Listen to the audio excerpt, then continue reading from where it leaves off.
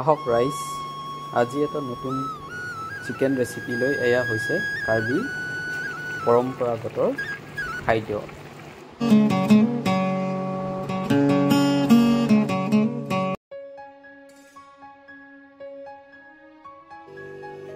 কাৰ্বিসকলৰ খাদ্যৰ ৰন্ধন প্ৰকৰণত তিল বিশেষকৈ প্ৰচুৰ পৰিমাণত ব্যৱহাৰ কৰা দেখা যায়। আচলতে চিকেন বইল বুলিও ক'ব পাৰে। চিকেন তিল হৈছে পৰম্পৰাগত বিশ্বাস অনুসৰি কোনোবা যদি ঘৰত বেমাৰ আজাৰ হয়, যদি এই চিকেন চুপ যদি খোৱা যায় তেতিয়া শক্তি বেছি পোৱা যায় বুলিও ধাৰণা কৰা হয়। আৰু কাৰ্বি ভাষাত বক পেন হানচো এনেধৰণৰ কথা বহুত চলা যায়। এতিয়া ঢাকি ল'লোঁ, মাংসখিনি অকণমান উতলিবলৈ দিছোঁ। ৰেডি কৰিছোঁ জিঞ্জাৰ গাৰ্লিক পেষ্ট আৰু তিল, লগতে জালুকটো থাকিবই লাগিব। এতিয়া গৰম হৈছে, উতলি আছে। সেইখিনি মাংসখিনি অকণমান হাৰ্ডি অকণমান ওলোৱা দেখা গৈছে। এতিয়া এড কৰিছোঁ জিঞ্জাৰ গাৰ্লিক পেষ্ট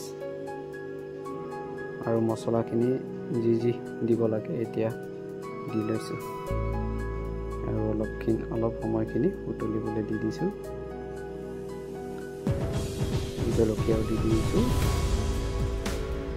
অকণমান মিলাই লৈছোঁ ধুনীয়াকৈ। এই চুপটো নিশ্চয় খাব আপোনালোকে। এতিয়া ঢাকি দিছোঁ, 10-15 মিনিট পিছত আকৌ উঠাই ল'লোঁ আৰু পুনৰবাৰ কাৰণে ঢাকি দিছোঁ। উতলি আছে, পূৰা উতলি আছে।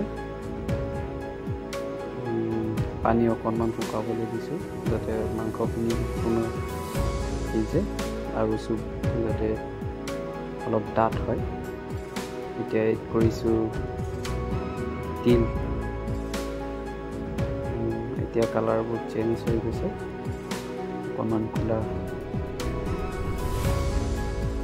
দেখাত ক'লা কিন্তু সোৱাদ আছে। আপোনালোকে নিশ্চয় ট্ৰাই কৰিব ঘৰত। আচলতে এইবিলাক জুই চ'ত বনালে মানে বেছি টেষ্টি হয়।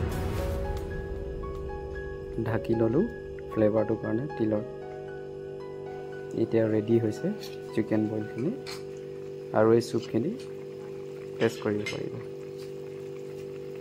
আপোনালোকে ভিডিঅ' যদি ভাল লাগিছে ছাবস্ক্ৰাইব কৰিব আৰু লাইক কৰিব।